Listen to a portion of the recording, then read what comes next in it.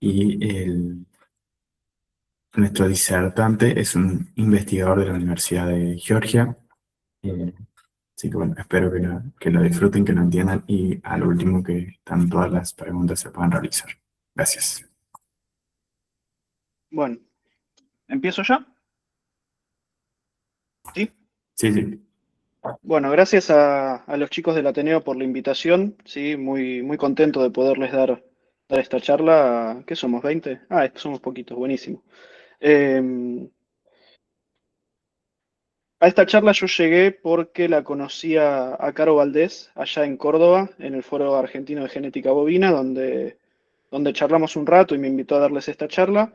Me contó que era más para gente abocada a la producción, así que es una charla muy poco técnica, ¿sí? No hay ni una fórmula matemática ni una ecuación para que todos hablemos el mismo lenguaje y para que todos nos podamos entender bien, pero si al final alguno necesita tener por lo menos un lado más técnico, un lado más científico, me pueden preguntar sin ningún problema, tengo más presentaciones, tengo artículos, tengo lo que quiera mostrarles, pero prefiero partir de esta base, que es un poco más sencilla, que es más sencillo de entendernos, y si quieren profundizar en el tema del cálculo, bueno, a partir de ahí me preguntan y no tengo ningún problema, ¿sí?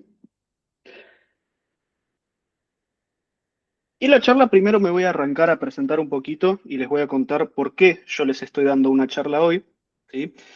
Mi familia tiene campo agrícola ganadero en Ingeniero Luigi, en La Pampa. Queda al norte, a 30 kilómetros de la ruta 188, un poquito más, 60 kilómetros de la ruta 188, 90 kilómetros de General Pico. Son suelos arenosos, llueve más o menos 600 milímetros al año, es un poco árido, pero se da muy bien para hacer todo lo que es ganadería mixta, pasturas asociadas con alfalfa.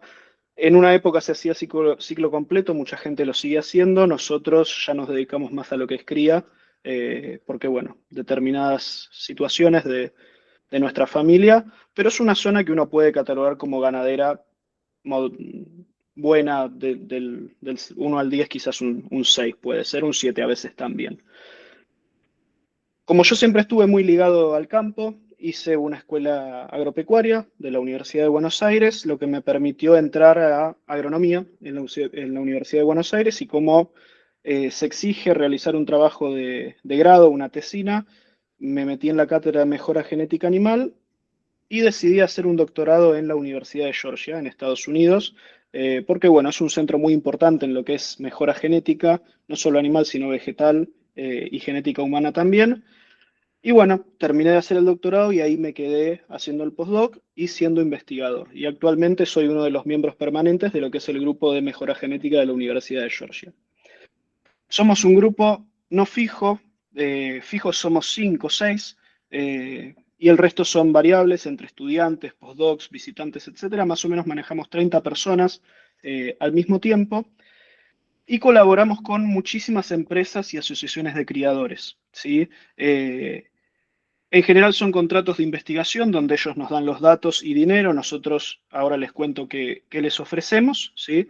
Lo cual nos permite, bueno, tener un grupo grande y hacer mucha investigación porque tenemos exclusividad sobre esos datos. Pueden ver empresas que quizás conozcan, como Angus Americano, Bayer en la parte de plantas, Zoetis, seguramente lo conocen, Select Sires no está acá, pero también Select Sires, PICs de cerdos, COBES de pollos, en fin, un montón de colaboración tanto académica como empresarial.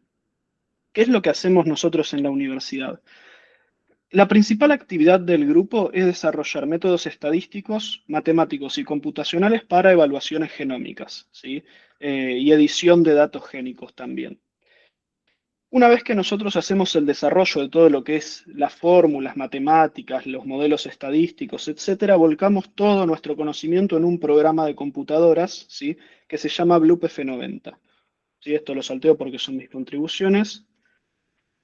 ¿Qué es el Bloop F90? Es un programa de computadoras, ¿sí? Sin interfaz gráfica que sirve para hacer evaluaciones genéticas, estudios en genética cuantitativa y manipulación de información genómica. Somos bastante populares en eso, tenemos alrededor de 2.000 descargas mensuales por lo general y como tenemos varios programas no tenemos 2.000 usuarios mensuales, pero sí tenemos alrededor de 500, 700 usuarios mensuales. Y este es un panorama de la gente que utiliza nuestra metodología y que utiliza el Bloop F90 a lo largo del mundo. Como ven, tenemos contacto con gente, obviamente, de Estados Unidos, de todo lo que es Américas, algunos en África, Oceanía, Asia, por supuesto, Europa. ¿Sí? Eh, es importante recalcar acá que al ser una universidad somos un grupo sin fines de lucro, es decir, si más empresas utilizan el programa, no es que tenemos ganancias de dinero o tampoco tenemos un aumento de sueldo. ¿Sí? Es simplemente por el hecho de seguir investigando y de mantener el grupo andando. ¿Sí? Entonces, yo lo que les vengo a contar hoy, lo que venimos a discutir hoy, todas las opiniones que yo vaya a volcar hoy, son basadas en toda esta interacción que yo he tenido a lo largo de estos años con las distintas empresas y asociaciones de criadores que trabajan con nosotros, con los científicos y con estos usuarios a lo largo del mundo. ¿Sí? Bien, y me gustaría arrancar, ¿sí?, esta charla con tres preguntas disparadoras, ¿sí?, para después, bueno, entender por qué nos vamos a meter en todo esto de la mejora genética. Mi familia tiene campo, supongo que muchos de ustedes también tendrán campo, y cuando nosotros queremos vender animales, ya sea a terminación, ya sea por descarte, ya sea destete, ¿qué es lo que hacemos antes de que los animales se vayan del campo? Los pesamos. ¿Y qué utilizamos para pesarlos? Una balanza. Ustedes imagínense que venga el camionero y que les diga, miren, yo hace muchos años trabajo de camionero, tengo el ojo muy entrenado, no hace falta pasarlos por la balanza, los puedo pesar a ojos y puedo ser muy certero. Yo creo que las 22 personas que estamos acá vamos a decir que no, ¿sí? Y nos vamos a negar a que un camionero pese a ojo a nuestros animales. ¿Por qué nos vamos a negar a pesar a ojo y vamos a querer usar la balanza? Primero porque el ojo humano puede tener malas intenciones, ¿sí? Y la balanza no. El camionero nos puede querer dar kilos de menos por alguna razón. Una vez que los pasamos por la balanza si dice liviano, si dice pesado, no es mala la balanza, es solamente una herramienta. Aunque la persona que intente pesar los animales a ojo tenga buenas intenciones, el ojo humano tiene mucho más error que la balanza, ¿sí? Podemos decir si un animal es más pesado que otro, sí, pero decir que pesa tantos kilos, bueno, va a tener un error bastante importante, más que el animal se mueve, más que puede estar mojado, más que puede estar sucio, etc. Y otra de las razones importantes es que dos pares de ojos no ven igual. Lo que yo puedo pesar a 300 kilos, alguien lo puede pesar a 290, ¿sí? Pero dos balanzas calibradas sí van a pesar lo mismo. Entonces siempre vamos a elegir una metodología que es insesgada, como una balanza, que es calibrable, como una balanza, y que no tiene malas intenciones, como una balanza. Entonces, si estamos de acuerdo en que vamos a usar una balanza para pesar nuestros animales, la siguiente pregunta disparadora que a mí me gustaría hacer es: ¿qué es más difícil? ¿Pesar un animal a ojo o pesar los hijos de ese animal que todavía no han nacido? Si nosotros nos ponemos de acuerdo en que pesar un animal a ojo ya es bastante complicado, por todo lo que hablamos antes, pesar animales que no vemos tiene que ser mucho más complicado, ¿cierto? Y eso me lleva a la tercera pregunta disparadora, ¿sí? Y es que en Argentina, ¿por qué usamos una balanza para pesar a los animales, ¿sí?, y seguimos utilizando mayoritariamente los ojos para pesar a sus futuros hijos, si no los vemos todavía? ¿Sí? Bien, ¿y qué es lo que queremos o qué es lo que el mundo utiliza, ¿sí?, como balanza para medir el mérito genético de una población, que es al final lo que nosotros queremos: elegir la mejor genética de una manera insesgada, de una manera que no dependa de los ojos humanos? Es el valor de cría o desviación esperada de las progenies, o DEP, ¿sí?, que sería nuestra balanza para medir el mérito genético de un animal. ¿Qué nos da el DEP o valor de cría, que son dos conceptos intercambiables? Nos va a dar una medida del mérito genético, es decir, qué tan buena es la genética que yo estoy evaluando con ese DEP y qué tan precisa es la medida. La medida del mérito genético va a venir en la unidad de nuestro carácter. Por ejemplo, si nosotros estamos evaluando pesos, pesajes, el DEP va a estar en kilogramos. Si estamos evaluando volumen de leche, va a estar en litros. Si estamos evaluando cantidad de huevos, va a estar En huevos, si estamos evaluando circunferencia escrotal, va a estar en centímetros. Y la precisión no tiene unidad, pero va de 0 a 1 o de 0 a 100 si se expresa en porcentaje, siendo 0 no preciso y siendo 100 o 1 muy preciso. ¿Qué pasa con el DEP? Primero que no es una máquina, ¿sí? Es un modelo estadístico, es un número provisto por un modelo estadístico cuyo cálculo es muy complejo, ¿sí? Lo que nosotros utilizamos como DEPs en genética, fuimos pioneros en todo lo que es desarrollo estadístico.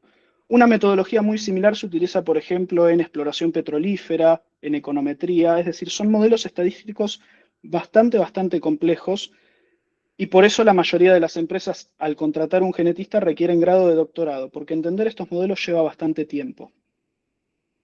¿Qué usan estos modelos estadísticos para calcular estos DEPs y sus precisiones? Utilizan información fenotípica, es decir, de registros, pesajes, volúmenes de leche, de vuelta, cantidad de huevos, circunferencias escrotales, facilidad de parto, resistencia a enfermedades, lo que a ustedes se les ocurra. Utiliza información genealógica y pueden o no utilizar información genómica. Sumadas a estas informaciones, utilizan toda la información que el productor le pueda dar a quien vaya a calcular esos DEPs. Por ejemplo, en qué año se tomaron esos registros, en qué estación, en qué campo, diferentes cosas, las composiciones raciales de los animales, si tienen heterosis, si no tienen, cantidad de cosas que pueden servir para este cálculo y mientras más información tengamos, más precisas van a ser nuestras medidas. ¿Qué es lo útil o lo lindo del valor de cría o DEP y de estos modelos estadísticos que pueden separar de manera muy eficiente el componente ambiental y el genético? Es decir, si tenemos suficiente información, ¿sí? El ojo humano no puede separar qué es ambiente y qué es genética, es muy difícil, pero el DEP sí lo puede hacer mediante un procedimiento matemático. Y los resultados, ¿sí?, de la aplicación de los DEPs van a depender, por supuesto, y a esto voy a volver luego, de qué tan preciso sea el DEP. Es decir, si tengo un DEP con una precisión de 0, bueno, obviamente la medida va a ser completamente llena de incertidumbre y no nos va a servir, ¿sí? Y de la heredabilidad del carácter. No es lo mismo medir un carácter muy heredable, por ejemplo, un carácter anatómico como puede ser la altura, la posición de la ubre, la circunferencia escrotal, que medir un carácter, por ejemplo, de muy baja heredabilidad, como pueden ser resistencia a determinadas enfermedades, facilidad de parto, resistencia a garrapatas, comportamiento. ¿Sí?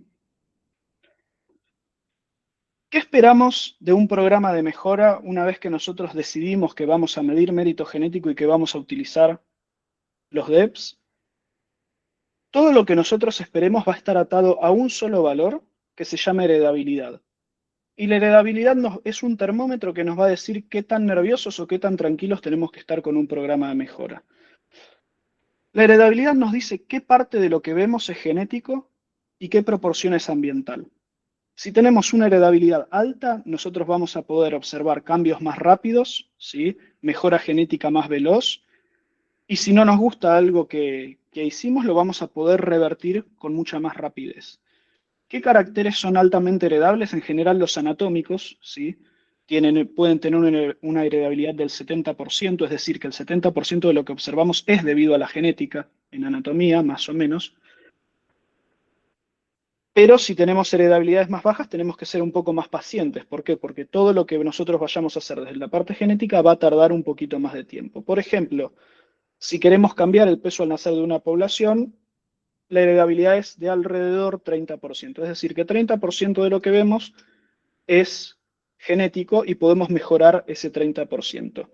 Y si nos vamos a caracteres que son de muy baja heredabilidad, por ejemplo, fertilidad, que puede ser del 1%, del 2%, tenemos que esperar mucho más tiempo, ¿sí?, para observar resultados palpables en nuestros programas de mejora. Luego de tener en claro que la heredabilidad es lo que nos va a decir qué tan rápido vamos a ver resultados en nuestros programas de mejora, vamos a depender muchísimo de la precisión de los DEPs, es decir, de cuánta información nuestra población le dé al modelo estadístico. Si los productores mandan pocos datos, salteados, pocas genealogías, los DEPs van a ser más precisos, menos precisos, van a tener más error, ¿sí? Entonces, la efectividad del programa de mejora va a ser mucho menor. En cambio, si nosotros tenemos modelos mucho más precisos, vamos a observar una mejora genética mucho más rápida. ¿Qué tenemos que esperar también de un programa de mejora genética que sea de bajo costo? ¿Qué significa bajo costo? Bajo costo en comparación al resto de los costos de producción. Si uno compara el costo de un programa de mejora genética contra la alimentación de un animal durante toda su vida, bueno, la alimentación, por supuesto, se lleva la mayor parte del costo, igual que su sanidad. Tenemos que esperar cambios cumulativos.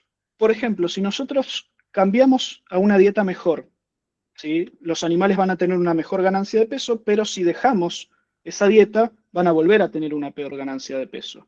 Con la genética no pasa eso. Si nosotros un año usamos mejor genética y después dejamos de usar esa buena genética, ese año de uso de buena genética ya nos deja algún cambio positivo, ¿sí?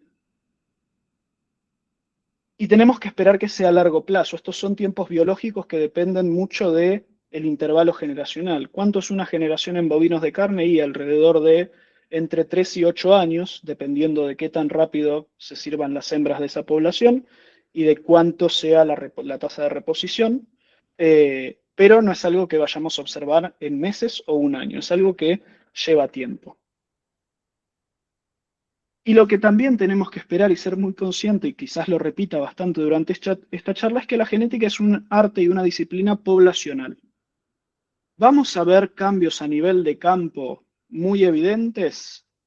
No, los vamos a ver muy paulatinamente, no va a ser un cambio de la noche a la mañana, pero sí vamos a ir viendo que la población general va mejorando, ¿sí? Año a año. Y eso es muy importante de tener en cuenta y después voy a dar un numerito en términos de economía de cuánto puede ser el impacto de la mejora genética a nivel poblacional. ¿Qué tenemos que hacer nosotros desde el campo para tener un buen programa de mejora genética? Primero es tomar fenotipos constantes y de buena calidad. El fenotipo es al programa de mejora genética lo que el combustible es al auto. Un auto sin nafta no avanza, ni siquiera enciende.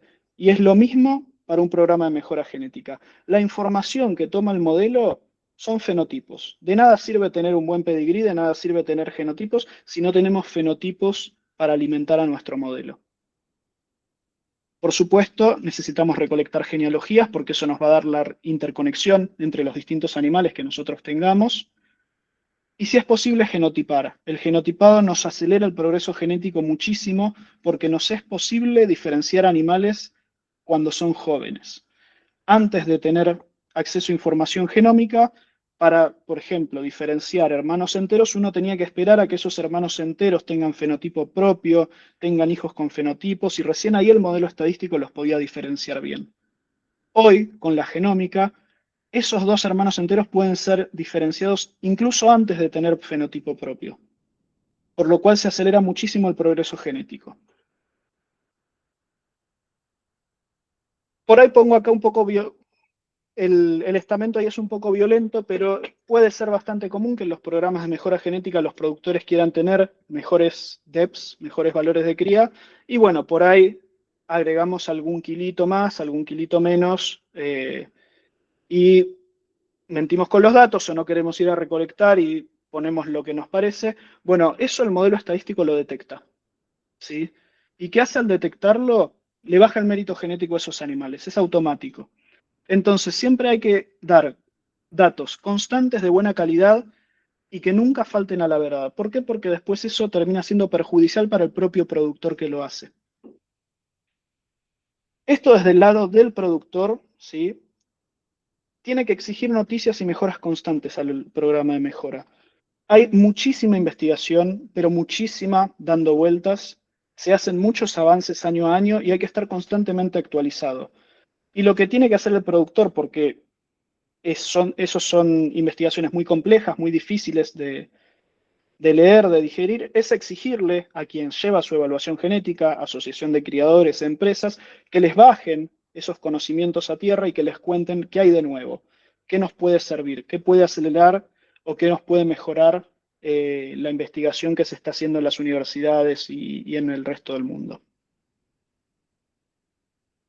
Y también hay una realidad que es que la mejora genética y sobre todo con el tema de la genómica se ha encarecido un poco, ¿sí? De vuelta, si lo comparamos con costos de sanidad y costos de alimentación sigue siendo muy baja, pero son costos que hay que erogar y desde el campo tenemos que saber que la genética cuesta, ¿sí?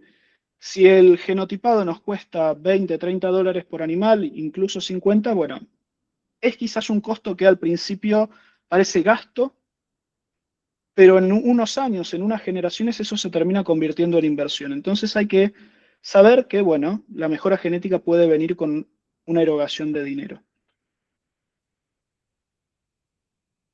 Si nosotros tenemos voluntad de tener un buen programa de mejora genética desde nuestros campos, ¿sí? Al ser la mejora genética de tan largo plazo necesita determinadas condiciones para poder ser llevada a cabo.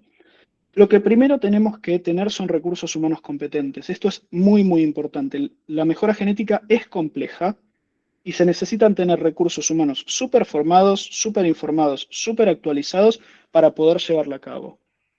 Luego se necesitan datos de calidad, ¿sí? Los datos de calidad son el combustible de nuestros modelos. Bueno, por supuesto, modelos estadísticos competentes desde el punto de vista técnico. No sirve cualquier tipo de modelo.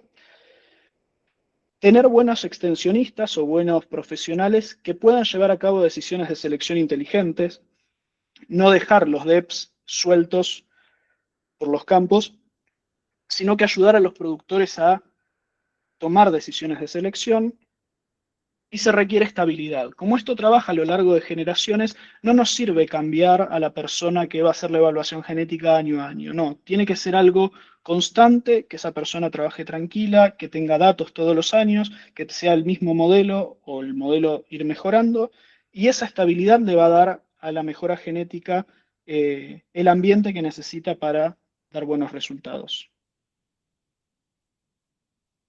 La mejora genética es aplicada. Si siempre es aplicada, entonces es para y por el sector privado. De nada sirve tener un programa de mejora genética si los socios, los productores, no van a utilizarlo. A fin de cuentas, la mejora genética tiene que dar plata al productor, un beneficio social a la sociedad seguro, pero si no es aplicada al sector privado, no sirve. Es poblacional y esto hay que entenderlo mucho, no sirve que en mi campo las cosas vayan bien y en el del vecino no.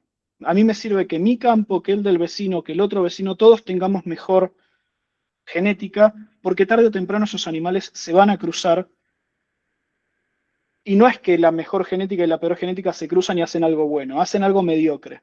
Entonces todo el mundo tiene que tener una buena genética y yo quiero que le vaya bien a toda la población. Al ser algo poblacional, y esta es mi opinión personal y es lo que sucede en general en el mundo, la mejora genética está regulada más o menos por el sector público. Acá no está para nada regulada por el sector público, pero en los países desarrollados sí hay una intervención en mayor o menor medida. Por ejemplo, en Estados Unidos todas las asociaciones tienen algún tipo de contacto con el INTA y se va viendo cómo es la mejora genética, y hay otros países muy intervencionistas, como por ejemplo Irlanda, que pone condiciones a los productores para producir y tener esa mejora genética. Pero esa regulación tiene que estar mayor o menor, al ser poblacional tiene que estar presente de alguna manera, y de vuelta es muy compleja, entonces tiene que estar involucrado el sector científico del país. ¿Por qué? Porque son los únicos, y son los únicos porque requieren muchos años de estudio para llevarla a cabo. Y el objetivo siempre, siempre, siempre tiene que ser el progreso genético. Yo acá estoy hablando de la parte técnica, no de la parte económica, de la parte política. Todo el mundo, tanto el sector público, privado y científico, tiene que tirar en pos del progreso genético. Si nosotros tenemos un buen programa de mejora genético a nivel poblacional, ¿cómo nosotros lo podemos utilizar a nivel individual en nuestros campos? Primero, el productor debe tener un objetivo claro y consistencia con ese objetivo. Por ejemplo, tenemos un peso al nacer objetivo, ¿sí? Bien, vamos a seleccionar para llegar a ese peso al nacer y luego vamos a seleccionar para mantenerlo. Queremos animales más pesados al destete, lo mismo, vamos a seleccionar para eso y luego mantenerlo. ¿sí? Lo que no sirve es por tema de precio, por tema de pedigree o por temas políticos, cambiar las decisiones de selección año a año, porque si son muy cambiantes no mejora absolutamente nada, se mantiene todo igual. Al profesional a cargo, si es que hay un profesional a cargo en el campo, en el área de genética, hay que exigirle formación, ¿sí? Lamentablemente en Argentina, sobre todo en la carrera de veterinaria, hay poca genética poblacional, ¿sí? Entonces, siempre preguntarle al profesional si le interesa hacer algún tipo de posgrado, alguna capacitación o algo, ayuda mucho, mucho a nivel individual en los campos. A la asociación de criadores, como los socios obviamente pagan una cuota, pueden exigirle y le tiene que exigir actualización en términos de metodología y extensión, que expliquen, ¿sí?, a nivel de productores y en un lenguaje comprensible qué se está haciendo, qué se puede mejorar, qué hay de nuevo en el área y si eso puede redundar en algún beneficio. Esto lo voy a explicar por ahí después y seguramente va a surgir en las preguntas.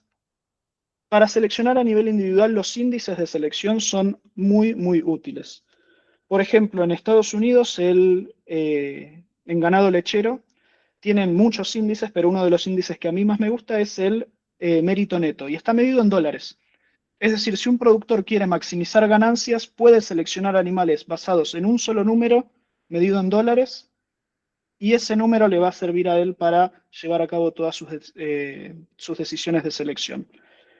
Entonces, mientras más índices tengamos en nuestros rodeos, más fácil es al productor y el progreso genético seguramente va a ser mejor porque esos índices tienen en cuenta un montón de cosas.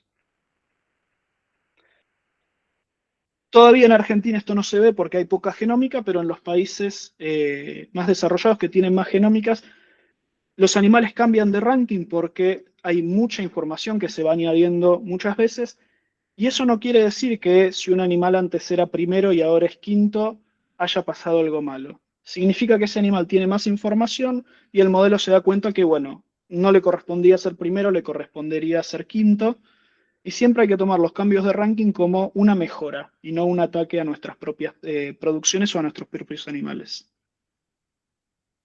Y siempre los productores a la hora de elegir genética tienen que mirar un par de cosas. Primero, la precisión de los DEPs. De nada sirve tener DEPs no precisos, es como seleccionar aleatoriamente. Entonces, muchas veces vemos un DEP de, por ejemplo, +3 con una precisión de 0,2, pero tenemos un DEP de 2 con una precisión de 0,6. Bueno, yo elegiría el DEP de 2 con una precisión de 0,6 porque ese DEP de 3 puede ser mucho menos de 2. También puede ser más de 3. Pero como no lo sé, siempre uno debería mirar la precisión e intentar elegir lo más preciso posible. Observar el cambio posible, qué tanto mis animales pueden cambiar de acuerdo a esa precisión, y observar las tendencias genéticas de la población. Si nosotros vemos una tendencia estable, lo más probable es que nuestra decisión de selección redunde en una tendencia estable. Si vemos un aumento, es probable que redunde en un aumento. Bien, y acá les vengo a contar en una diapositiva una de las historias exitosas de la implementación de un programa de mejora.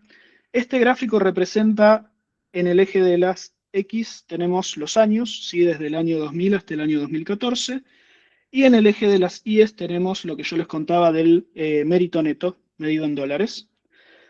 Esto es el programa de mejora en lechería de Estados Unidos que era llevado a cabo por el USDA, que es el INTA de ellos, y en 2004, alrededor de 2004-2005, un investigador de allá que se llama Paul Van Reyden, que se jubiló este año, propuso o inventó lo que sería el concepto de selección genómica. Propuso la metodología, el concepto ya existía.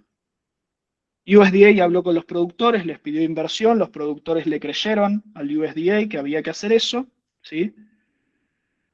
Y se empezó a invertir y a implementar la selección genómica en el ganado lechero de Estados Unidos. Esa decisión tomada en el año 2004, donde el mérito genético era más o menos $19 por año, llevó a que 10 años después ese mérito genético se haya multiplicado por 4. Es decir, la ganancia, y esto está ajustado por inflación, ¿no? Se ha multiplicado por 4 por esa decisión entre el sector público y privado de llevar a cabo una mejora metodológica de sus programas. ¿Cómo redundó eso al productor y al país en general? Por año a cada productor lechero le dio una ganancia de $50 por vaca por año. Parecerá poco, quizás, ¿sí? Puede ser poco para un productor, pero anualizado representa a nivel de población 450 millones de dólares y en una generación, ¿sí? Representó, acá pongo 10 años, pero es una generación, 4.000 millones de dólares de ganancia para el sistema entero, lo cual es un montón, es decir, una pequeña decisión de selección o de cambio de metodología tomada un año le dio a toda la población una ganancia de 4.000 millones de dólares en una generación. No solo eso, sino que puso a Estados Unidos como principal exportador de semen del mundo, un montón de otras cosas. El punto es que uno necesita esperar tiempo, pero estas cosas pueden dar mucha, mucha ganancia de acuerdo a cómo se hacen. Bien, déjenme tomar un poco de agua. Teníamos dos partes de la charla, ¿sí? La primera parte era más sobre programas de mejora genética, eh, que fue lo que pasó, más o menos qué esperar de un programa de mejora genética, qué nos sirve hacer a nivel campo, qué hacer con esos datos, ¿sí? Son más conceptos que recomendaciones puntuales. Y la segunda parte era qué programa podría ser útil para la Asociación Shorton Argentina, a lo cual no tengo una respuesta, ¿sí? Tengo preguntas, pero primero les voy a contar determinadas tendencias mundiales que hay en los programas de mejora y vamos a discutir cómo Argentina y cómo la Asociación Shorton en particular se podría ubicar dentro de esas tendencias mundiales. Se está atendiendo mucho, ¿sí?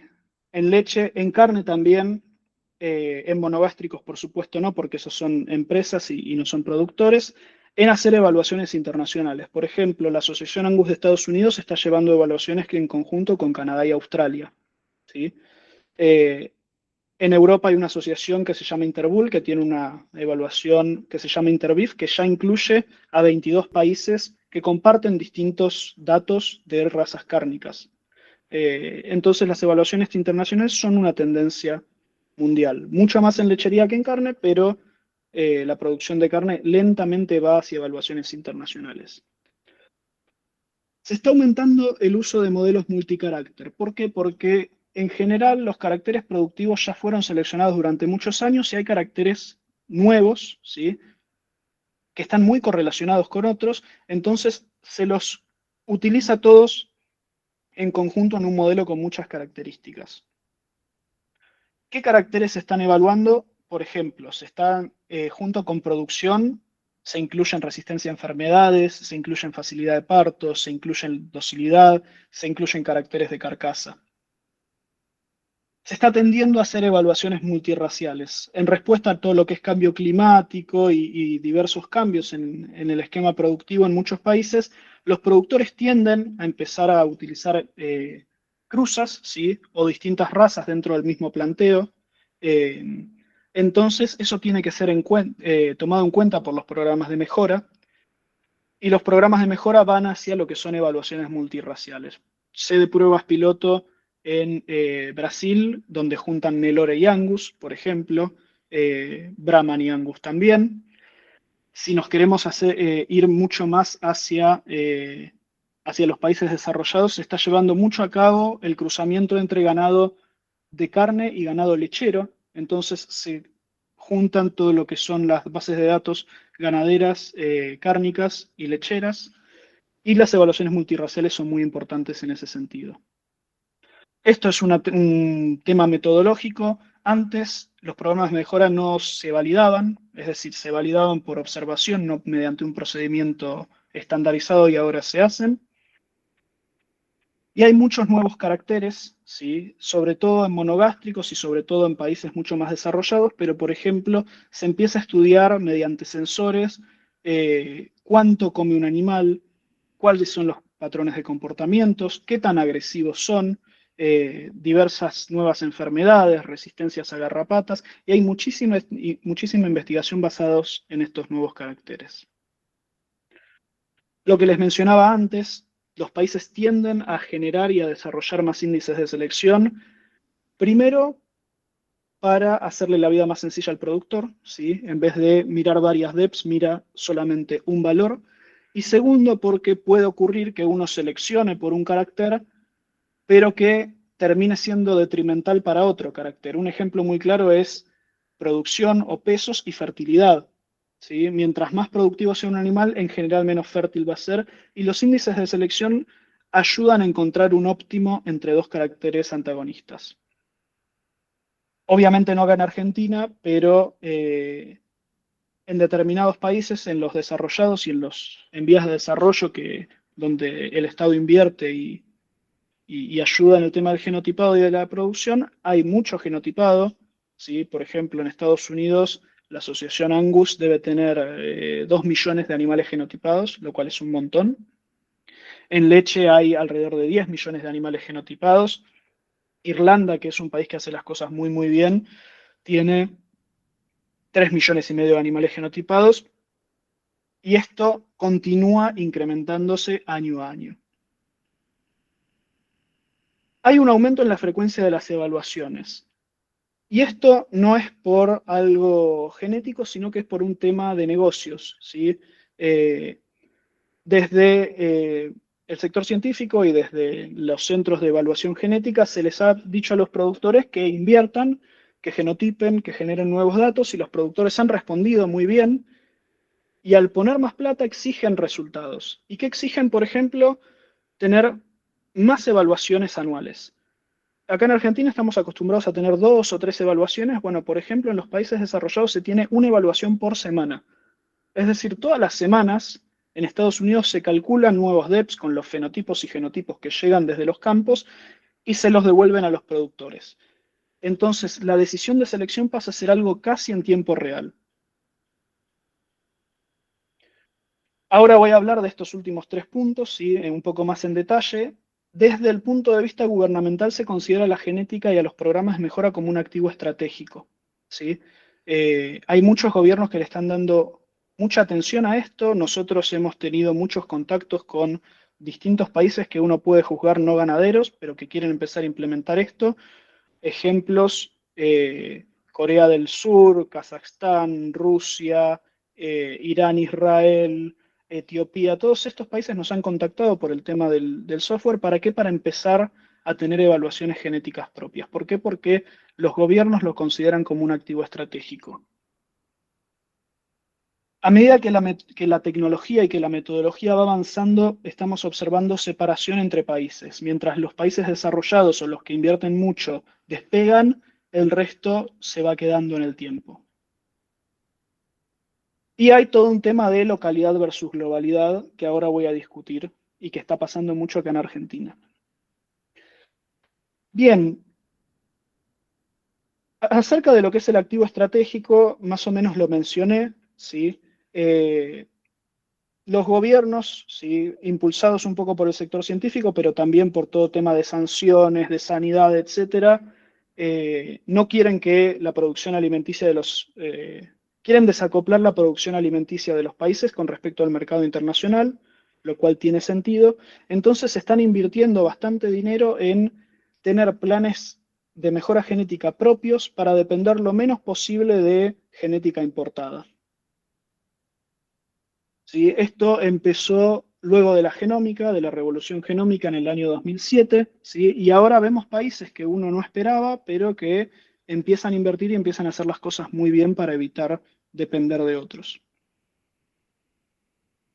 Bien, ¿qué pasa con la separación entre países? Estamos viendo desde nuestra perspectiva, sí, que los países desarrollados despegan y adoptan tecnología muy rápidamente, mientras que los países en vías de desarrollo nos vamos quedando en el tiempo, lamentablemente. Una de las razones por las que observamos esto es por todo el tema de inversión y largo plazo. Bueno, yo obviamente soy argentino, yo sé lo que son los plazos en Argentina, tengo campo, así que obviamente sé. Yo me acuerdo cuando de un día para el otro en 2007 han cerrado la exportación de carne y cambiaron absolutamente toda la realidad. Eso no pasa en otros países, entonces se puede pensar a largo plazo y se puede invertir mucho más fácil. También igual hay aspectos culturales, ¿sí? Que cuando yo me fui de acá, a mí me chocaron bastante, ¿sí? En otros países en general los productores son mucho más permeables a la interacción con el gobierno, a la interacción con los científicos, y siguen mucho más la recomendación que los países latinoamericanos. Acá es mucho más difícil llevar eso a cabo. Hay aspectos políticos, ¿sí? Hay aspectos políticos, y sobre todo acá en Argentina, que son muy difíciles. Yo creo que Argentina y Uruguay son los únicos dos países en el mundo que deben tener el esquema de sociedad rural que tenemos nosotros, ¿sí? Eh, en Estados Unidos, en Europa, en Australia, en Nueva Zelanda, en Etiopía, en cualquier lado, las genealogías se reportan a la asociación de criadores, los genotipos se hacen en las asociaciones de criadores y no hay un ente como la sociedad rural interfiriendo en el proceso de mejora genética. Eh, y obviamente al interferir, bueno, cuida sus propios intereses y eso hace que no se adopte tecnología tan rápidamente como en otros lugares. Y después tenemos un tema de localidad versus globalidad, ¿sí? Tenemos empresas multinacionales muy, muy grandes, ¿sí? Que compiten con organizaciones locales.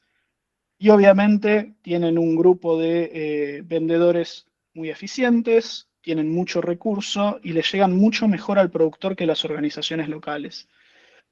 ¿Qué pasa? Y esto quizás es uno de los mensajes que más me gustaría dejar de esta charla. Muchas de esta gente con tal de vender dan información errónea, ¿sí? Ha pasado que han llegado a mi campo, yo sé que han llegado a otros campos de Argentina, de Latinoamérica, ¿sí? Que vienen y dicen, usted genotipe, nosotros le vamos a dar una predicción de mérito, no necesita tomar fenotipos, no necesita juntar genealogías, no necesita nada, solo el genotipo, y eso es una mentira, ¿sí? Nada, ni el genotipo, ni la genealogía, ni nada, reemplaza la toma de datos a campo. Los datos fenotípicos, de vuelta, son el combustible de nuestros modelos estadísticos. Sin datos fenotípicos, la predicción, por supuesto, es muy dependiendo, pero a nivel global la predicción no sirve. De nada me sirve tener genotipo si no tenemos datos fenotípicos, ¿sí? ¿Qué es lo que hacen estas empresas que ofrecen estos servicios en general? Una vez que el productor les da su genotipo, mandan esa muestra a genotipar al exterior y con modelos del exterior predicen el valor genético de esos animales. Ahora, las predicciones hechas con modelos de otros países, si no tienen datos del país local, ¿sí? Si no los tienen, no tienen en cuenta lo que nosotros llamamos interacción genotipo por ambiente. ¿Qué es la interacción genotipo por ambiente? Es que un animal puede ser muy bueno en determinados ambientes, por ejemplo, un toro puede ser excelente en Oklahoma y pésimo en la provincia de Buenos Aires, ¿sí? Entonces, el mejor toro en Estados Unidos puede ser el peor en Argentina. ¿Cómo se resuelve esto? De dos maneras. Una es tener una evaluación local, y si no hay evaluación local, puede ser con una evaluación hecha en otro país utilizando datos argentinos. Si no se utilizan datos fenotípicos argentinos, la predicción hecha en otro país no sirve de nada. ¿Y qué camino tomar para una sociedad, para una asociación como Shorton, que obviamente no es el ganado dominante en un país, que quizás tenga una población más reducida a comparación de lo que es Brangus, de lo que es Angus? Va a depender mucho de los productores, ¿sí? Y de la decisión que se tome en conjunto en esa asociación. Sin datos propios no hay mejora. Siempre, siempre, siempre tiene que haber toma de datos fenotípica, constante, de buena calidad y mantenerla a lo largo del tiempo. Con muchos datos la posibilidad de mejora es muy factible a pesar del tamaño poblacional. Si hay una escala pequeña y hay una renuencia a invertir a nivel sistémico, es decir, si los productores no quieren mantener personal, no quieren fenotipar, bueno, fenotipar van a tener que fenotipar, no quieren genotipar, etcétera, etcétera, etcétera, uno puede recurrir a lo que sería una evaluación internacional hecha por algunas de esas empresas, pero siempre hay que exigir el uso de datos locales en los modelos predictivos, ¿sí? De vuelta, hago énfasis en esto. Los datos son el combustible de nuestros modelos, ¿sí? Y si no están nuestros datos propios, el modelo no puede saber qué animal va a ser bueno en Argentina. Entonces, si vamos a hacer una evaluación afuera, siempre hay que exigir el uso de los datos locales. Si hay posibilidad de inversión, ¿sí? Es decir, si tenemos una comunidad que puede ocurrir, que tenga muchas ganas de invertir, que tenga ganas de tener un programa muy, muy, muy competente, Hay que hacer una evaluación nacional.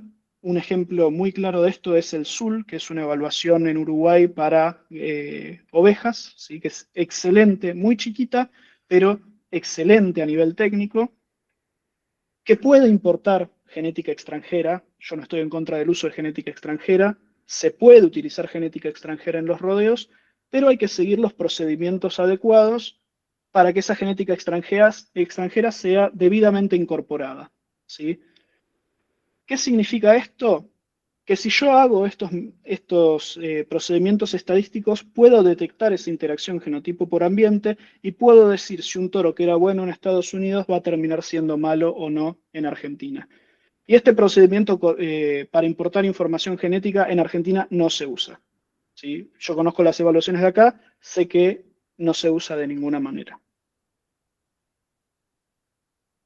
Pero lo más importante de todo es que el programa tiene que ser siempre sólido, ¿sí? Uno tiene que elegir qué hacer dependiendo de qué productores lo quieran hacer, de cuánto estén dispuestos a invertir, de qué esperan del programa de mejora, pero una vez que se decide un camino tiene que ser técnicamente sólido. Eso de damos genotipos y nos dan valores que no sabemos cómo se calculan y de dónde vienen, no sirve. ¿Qué es lo que va a tener un programa de mejora sólido, sea del tamaño que sea? De 1000 animales o de 100 millones de animales, datos constantes y sonantes. Hay que alimentar al modelo permanentemente todos los años. Profesionales bien formados y actualizados, esto es muy importante. A ver, sin herir susceptibilidades, en Argentina hay problema de formación y de actualización. Por ejemplo, este año fue el Congreso Mundial de de genética aplicada a la mejora, sí, de genética aplicada a la mejora de los rodeos en Estados Unidos, y de acá fueron solo 2 argentinos representantes de Brangus y nadie más, ¿sí? Bueno, eso es no estar actualizado, eso es grave, eso el sistema debería corregirlo. ¿Por qué? Porque acá se hacen cosas que son muy arcaicas y hay que mejorarlas. Un programa de mejora siempre tiene productores exigentes, ¿sí? A mí me encanta cuando yo me reúno con una empresa o con una asociación de criadores y los investigadores o directivos de la empresa me dicen, los productores me están exigiendo una evaluación genética para este nuevo carácter. ¿Cómo hacemos? Me encanta, porque hay un feedback. Si no hay feedback, no hay innovación. Y esto para mí es fundamental. De vuelta, yo acá no persigo lucro, yo soy científico a fin de cuentas y siempre me expongo, ¿sí? No es un riesgo, me expongo a la revisión de mis pares. Todos mis trabajos los revisan los pares, están publicados y los resultados de una evaluación tienen que ser públicos y fáciles de encontrar. Si uno tiene un buen programa de mejora sólido, en general uno se enorgullece de eso, uno lo publica y si es posible, ¿sí? Uno intenta publicarlo en revistas científicas porque nos da muchísimo prestigio. El campo de la mejora genética es un campo muy abierto, ¿sí? Y siempre que uno busca novedad y que busca cómo se hacen las cosas en determinado lugar o determinado país, recurre a revistas científicas, recurre a buscadores e intenta ver qué se hace. Bueno, en Argentina el acceso a esa información es complicado. Y en conclusión, porque ya llevo hablando más o menos como 45 minutos y hay que debatir un poco ahora que no somos tantos, ¿sí? Si nosotros queremos medir mérito genético y producir mejora genética en nuestras poblaciones, la herramienta es el DEP o valor de cría. Es nuestra balanza, ¿sí? Aquel que quiera hacerlo con el ojo, bueno, va a tener todo el error y todo el sesgo que un ojo humano pueda tener para medir cosas que aparte no son visibles. Yo sé que a muchos no les gusta, pero todo lo que son juras, concursos, son folclóricas, políticas, económicas. A mí me encanta ir, disfruto muchísimo de ir, pero no resultan en mejora genética medible. Resultan en otras cosas, ¿sí? Resultan en muy buenos negocios, resultan en animales lindos, pero si yo quiero aumentar, por ejemplo, el peso al destete de mi población constantemente, una jura no nos va a servir por eso que discutimos al principio. El ojo humano tiene demasiado error, ¿sí? Y lo que necesitamos es una herramienta insesgada que no tenga tanto error como el ojo humano. Para los productores calcular y entender el DEP es complicado. Eso yo lo entiendo y son súper difíciles y son horribles Por eso hay que confiar en el personal técnico y exigirle al personal técnico formación constante y explicación constante de qué son esos números por los cuales estamos pagando. El uso de genética, ¿sí? Y programas externos, y en cuanto a programas me refiero a tanto si importamos genética como a si utilizamos un servicio extranjero para predecir el mérito genético de nuestros animales, se puede hacer, ¿sí? Pero tiene que estar hecha a conciencia y con fundamentos técnicos sólidos, y esos fundamentos hay que exigirlos. No es el representante de tal empresa que viene al campo, se lleva una muestra y ya está. No, hay que seguir exigiendo y hay que pedirle cuál es el modelo que usan, cómo lo entrenaron, qué datos usan para predecir, etcétera, etcétera. Y por supuesto, esto es biología, ¿sí? Esto es genética, lleva tiempo y no hay que confiar en soluciones mágicas. Si alguien viene al campo y nos dicen, en un año van a observar esto, esto, esto y esto, hay que desconfiar, ¿sí? Los cambios son lentos, los cambios son acumulativos y lo que hay que hacer es confiar en que van a ocurrir, esperar y ser pacientes, y no pedirle milagros a la genética, porque a fin de cuentas es biología y el progreso genético es medible a lo largo de generaciones, ¿sí? No en un par de semanas o en un año. Bien, terminado esto, siempre exigirle actualización e innovación al profesional, ¿sí? El profesional, y cuando yo digo profesional no es el agrónomo o el veterinario recién recibido, es aquel que pudo hacer un posgrado en esto porque esto es muy complicado.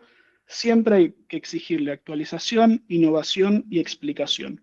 Porque esa actualización e innovación es lo que mantiene el progreso genético. Si hacemos lo mismo que hacemos hace 40 años, no vamos a tener progreso genético. Y esto cambia año a año. Entonces, al exigirle, vamos a tener una mejor ganancia, vamos a tener un programa genético mucho más competente para nuestros rodeos. Bien, después agradecer por supuesto a toda la gente que trabaja conmigo. Obviamente muy pocos hablan español, esta presentación la hice yo, pero bueno, es mi entorno de trabajo y estar abierto para cualquier pregunta y cualquier debate que ustedes quieran tener. Muchas gracias.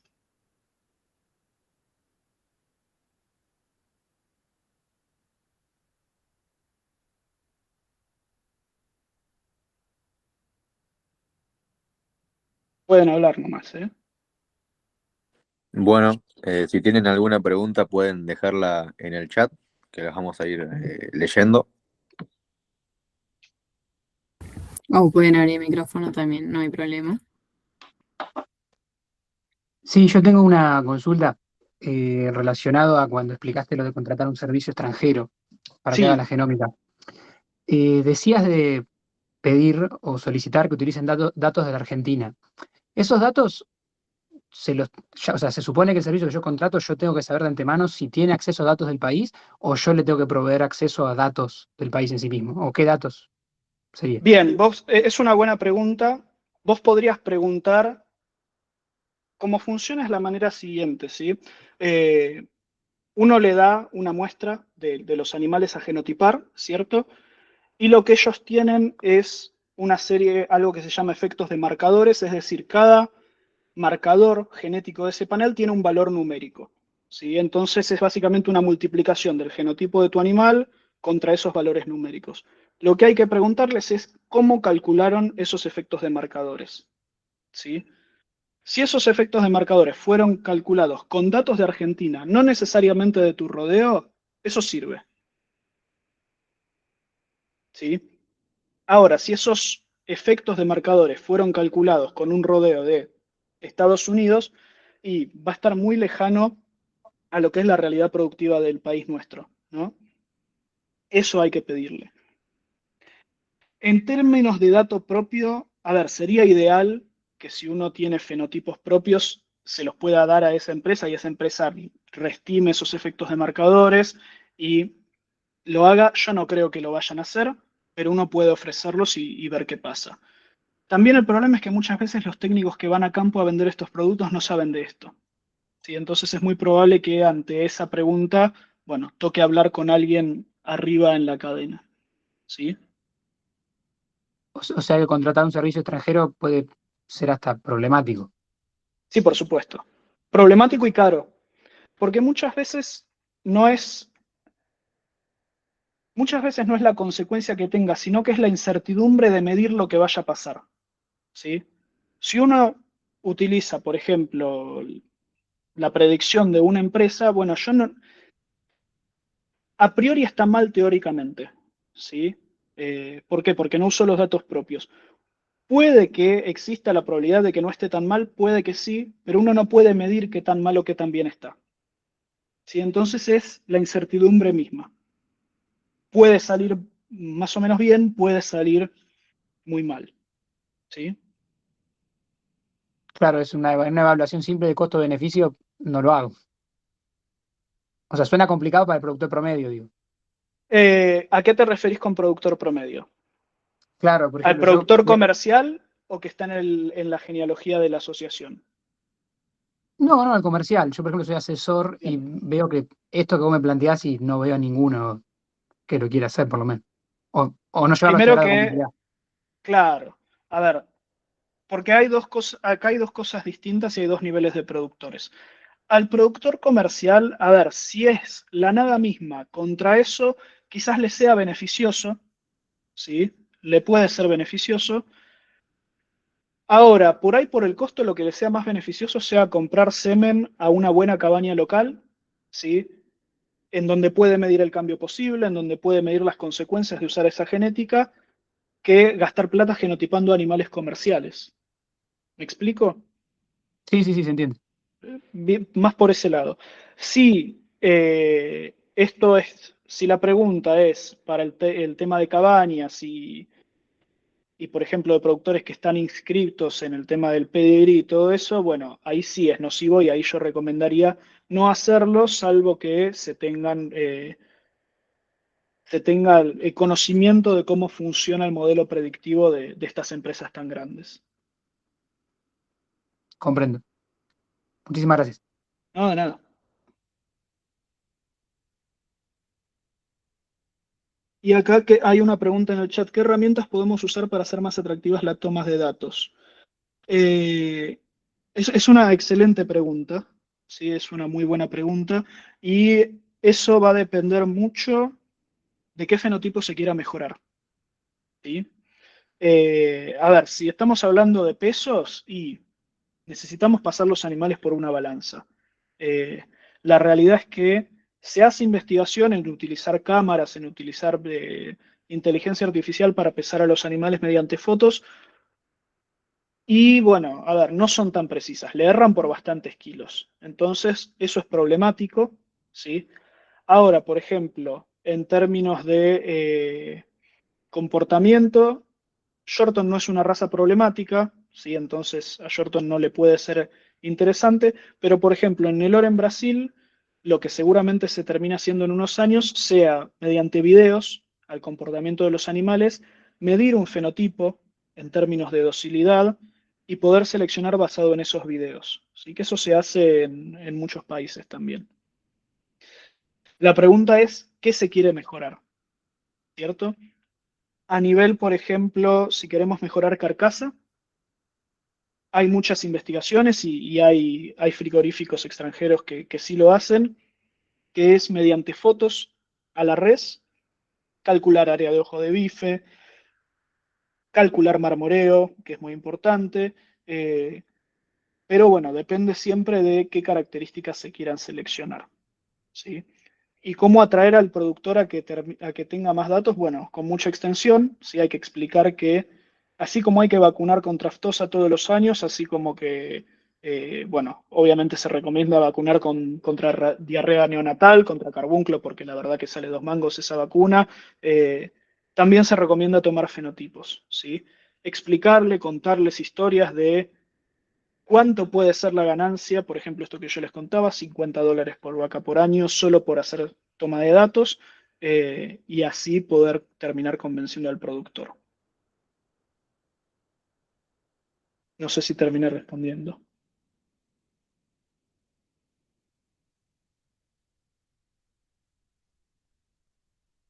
Genial.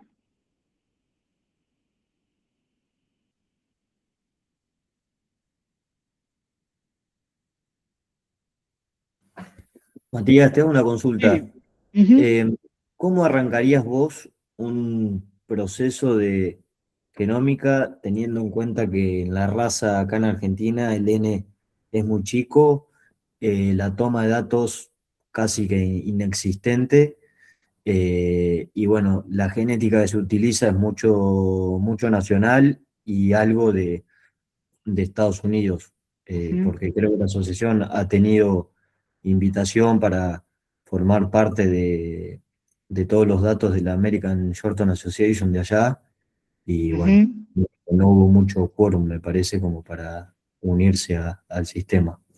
¿Cómo Bien, arrancaste vos para ir mejorando, aunque sea teniendo más información? bien.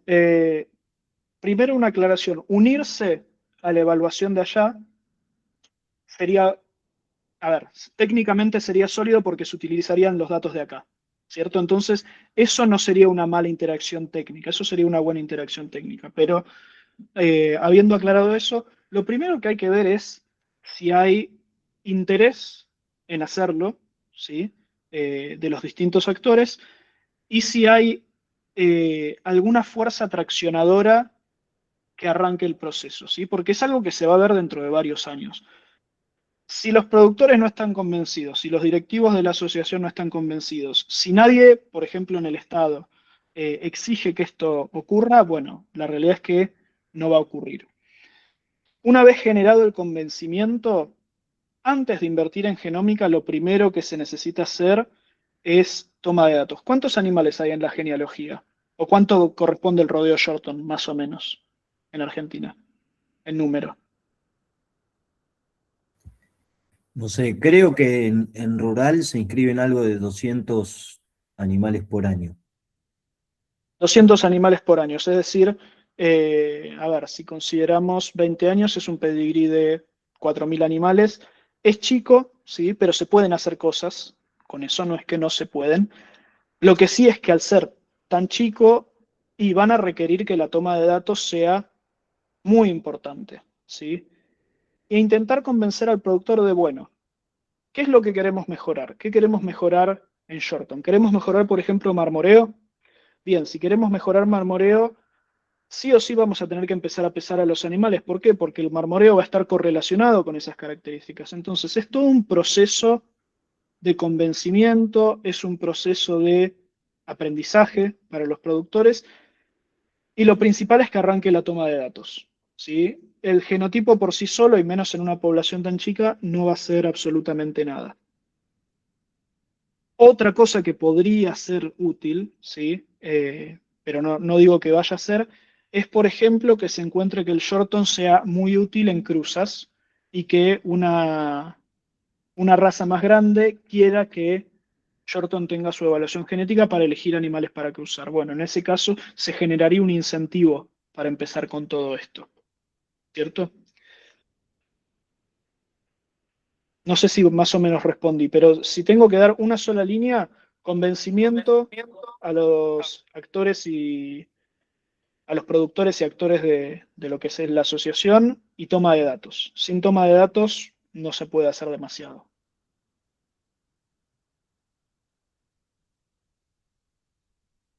Sí, otras preguntas. O discutir también. A ver, todo lo que yo digo son opiniones, son rebatibles y pueden estar en completo desacuerdo, ¿eh?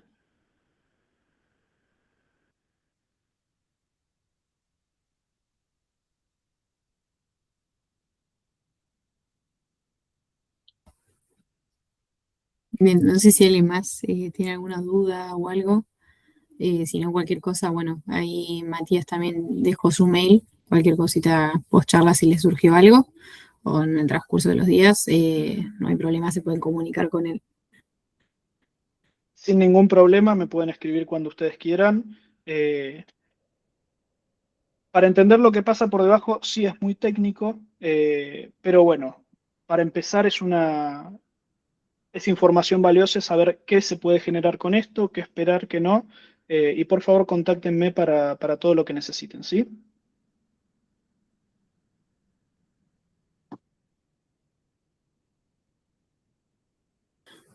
Bueno, no sé si quedó alguna duda, si no, cualquier cosa se pueden comunicar con él. Matías, muchas gracias por tu tiempo, por darnos la excelente charla que nos diste. Y gracias a todos por unirse una vez más. Les agradecemos el tiempo que se toman la verdad que nos apoyan un montón y nos ayudan un montón a que sigamos creciendo. Así que nada, nuevamente gracias por unirse y nos encontramos pronto. Gracias, Matías, nuevamente. No, gracias a ustedes. Muchas gracias por la oportunidad. No, a vos. Hasta Saludos. luego. Chau, chau.